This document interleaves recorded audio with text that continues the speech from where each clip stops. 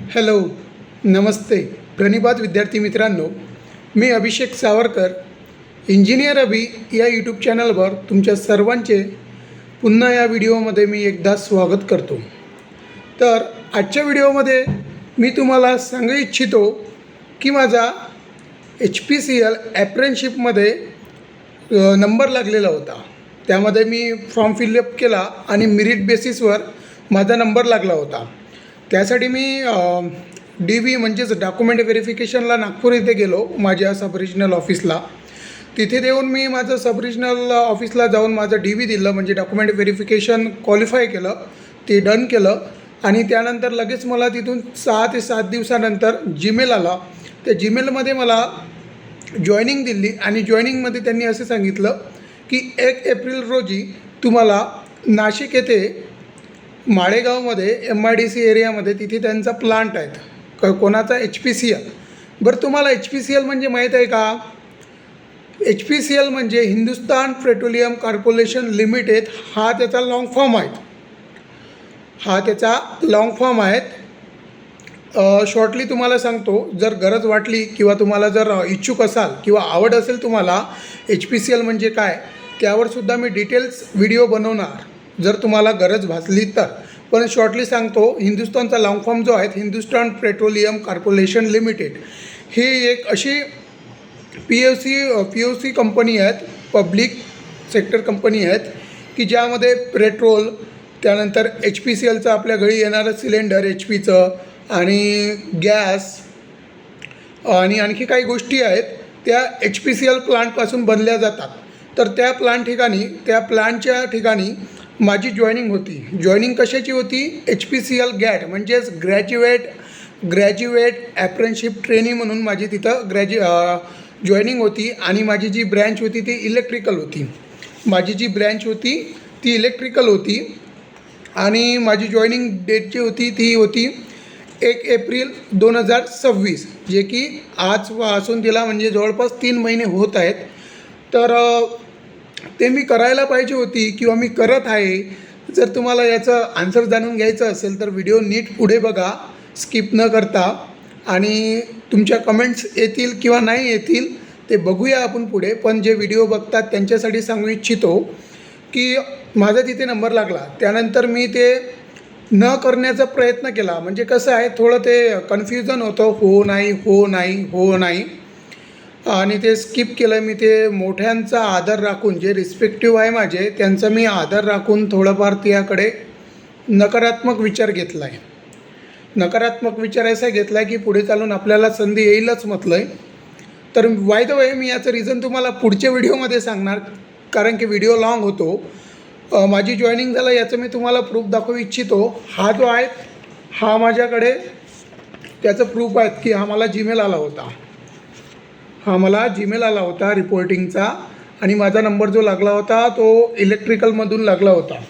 हे झाल्यानंतर त्यामध्ये आम्हाला जीमेल आला होता की तुम्हाला तुमचं मेडिकल हे एका सरकारी दवाखान्यातून रिपोर्ट सेट तुम्हाला ते डन करून आणायचं आहे जेव्हा तुमची जॉईनिंग असणार तेव्हा. आणि त्यासोबत आपल्याला आणायचं असतं पोलीस व्हेरिफिकेशन सर्टिफिकेट. कुठे? तर HPCLमध्ये.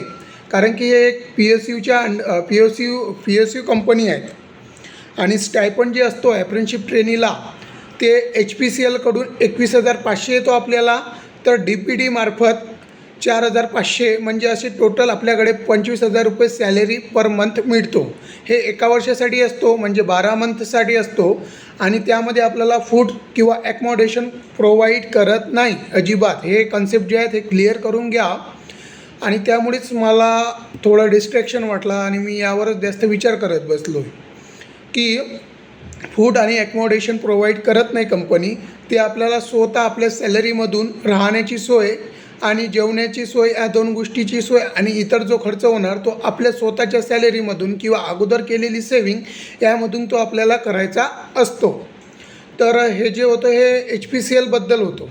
जर तुम्ही अधिक माहिती जाणू इच्छिता HPCLबद्दल, म्हणजे HPCL काय असते, गॅट काय असते, ग्रॅज्युएट ॲप्रेंशिप का असते आणि ती का केली पाहिजे, ते पण सांगतो तुम्ही का केली पाहिजे. जर तुम्ही ग्रॅज्युएट ॲप्रेंशिप कोणतेही असो, भारत पेट्रोलियम कॉर्पोरेशन असो किंवा इंडियन ऑइल असो, त्यानंतर HPCL म्हणजेच हिंदुस्तान पेट्रोलियम कॉर्पोरेशन असो, आपण ज्या ज्या ब्रँचमधून किंवा ज्या ज्या कंपनीमधून केली त्या त्या कंपनीमध्ये जागा निघत असतात इंजिनियरसाठी. ज्युनियर इलेक्ट्रिकल इंजिनियर किंवा सिनियर इंजिनियर ज्या ज्या रिक्वायर्ड असतात त्या त्या जागा त्या आपल्या त्या त्या सेक्टरमध्ये त्या त्या कंपनीमध्ये निघत असतात. जर आपण ते अप्रेंटिसशिप केली तर आपल्याला बोनस जेव्हा आपण ते CBT देतो, जॉईनिंगची CBT एक्झाम देतो, जेव्हा आपण फॉर्म भरतो इंजिनियरसाठी, जेव्हा ते जागा काढतात, रिक्रुटमेंट आउट करतात, तेव्हा आपण ते CBT देतो. पहिले तर फॉर्म भरतो, त्यानंतर CBT देतो त्यांच्या रिक्वायरमेंटनंतर.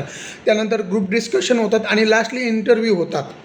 तो इंटरव्ह्यू आणि ते जे CBT राहतो त्यामध्ये तुम्हाला हे अप्रेंटिसशिप केली असली तर बोनस मार्क मिळतो. म्हणजे कसं आहे, जसं सर्वांना आता MSCB माहीत आहेत.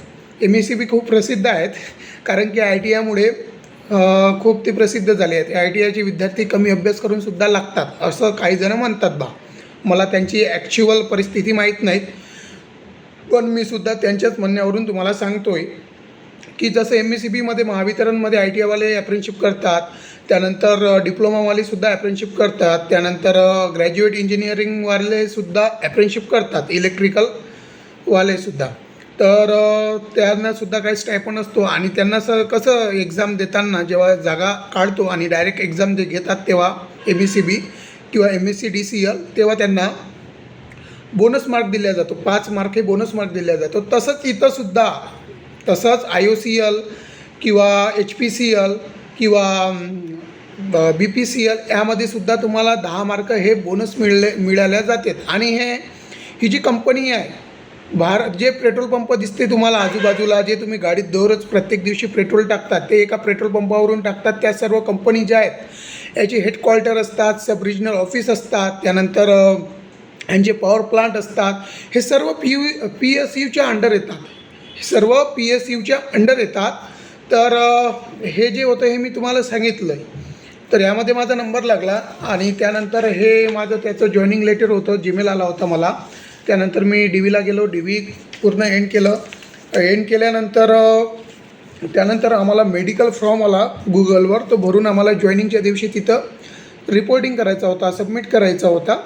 तर रिपोर्टिंग माझी 1 एप्रिल 2026ला होती, पण ते मी नाही केली. का नाही केली याचा मी रिझन तुम्हाला पुढच्या नेक्स्ट व्हिडिओमध्ये देणार. त्यामध्ये काही रिझन आहेत, माझे सेल्फ रिझन आहेत, वैयक्तिक रिझनसुद्धा आहेत, ते मी तुम्हाला पुढच्या व्हिडिओमध्ये नक्कीच सांगणार. तर मी असं फेकत नाही आहेत किंवा मग ते व्ह्यूजसाठी किंवा मग व्हिडिओला सबस्क्रिप्शन मिळावं यासाठी तर नाही बोलत आहेत. त्याचं मला मेडिकलसुद्धा आलं होतं. हे बघा मेडिकल, इथे तुम्हाला दिसत असेल HPCL, हे माझंच मेडिकल आहे. आणि यावर मी सर्व यांची दवाखान्याची प्रोसिजरसुद्धा फॉलो केली होती. वाटल्यास तर माझं एक लिंकिंग अकाउंट आहे, त्यावरसुद्धा मी याची लिंक टाकली होती आणि माझं जीमेल जे आलं आहे मला ते सुद्धा मी ते लिंकिंगवर टाकलं होतं. त्यानंतर हे माझं मेडिकल होतं, आहे जॉईनिंगचंसुद्धा आलं होतं, ते दाखवलं आहे मी तुम्हाला. हे बघा इथं मी दवाखान्याची वगैरे सर्व सही घेतली होती.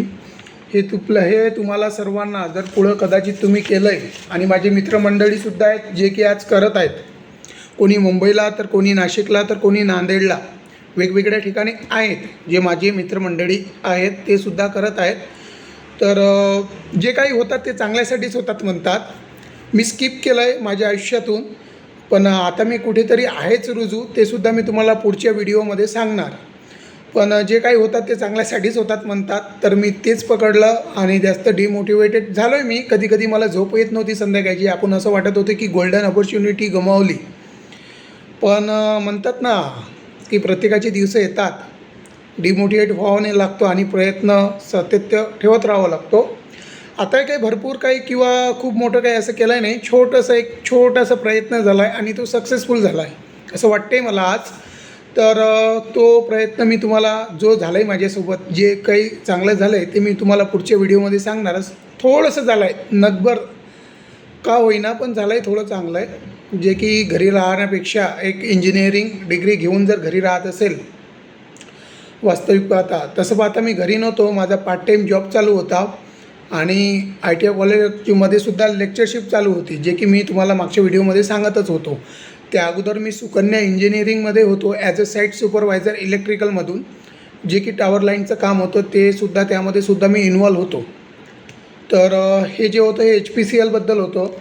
आणि HPCLच का करावी किंवा अदर कोणत्या कराव्या याबद्दलसुद्धा व्हिडिओ बनवू आपण नेक्स्ट. आणि मी हे HPCL का जॉईन नाही केलं हे मी तुम्हाला नेक्स्ट व्हिडिओमध्ये सांगेल. जर तुम्हाला व्हिडिओ आवडल्यास शेअर, कमेंट आणि लाईक करत चला. आणि कोणतीही अडचण असली, कोणताही डाऊट्स असला तर नक्की मला कमेंट सेक्शनमध्ये विचारा. मी तेव्हाच्या तेव्हा तुम्हाला त्याचं सोल्युशन नक्कीच देणार. आणि राहिला प्रश्न मी इतक्या दिवस व्हिडिओ का नाही बनवला किंवा जे बघत होते एखाद्याच्या मनात तरी आलेलाच असेल प्रश्न, कमेंट वगैरे जे काही आलं असेल आलं आहे, पण का नाही बनवला त्यासाठी माझे काय रिझन होते आणि त्यामुळे मी व्हिडिओ नाही बनवला. थोडं वाईट वाटत होतं मला की घरी राहिलो आपण 2 ते 3 महिने, तर त्यामुळे मी व्हिडिओ नाही बनवू शकलो. आणि माझ्या फोनचासुद्धा काही इश्यू होता कॅमेऱ्याचा, तो मी रिसॉल्व केला. आणि आज मी माझा व्हिडिओ बनवतो म्हणजे 1 ते 1.5 ते 2 महिन्यानंतर मी हा व्हिडिओ बनवतो. जास्त झाले असेल कदाचित. तर व्हिडिओ आवडल्यास नक्की लाईक, शेअर, कमेंट्स करा. भेटूया नेक्स्ट व्हिडिओमध्ये. थँक्यू.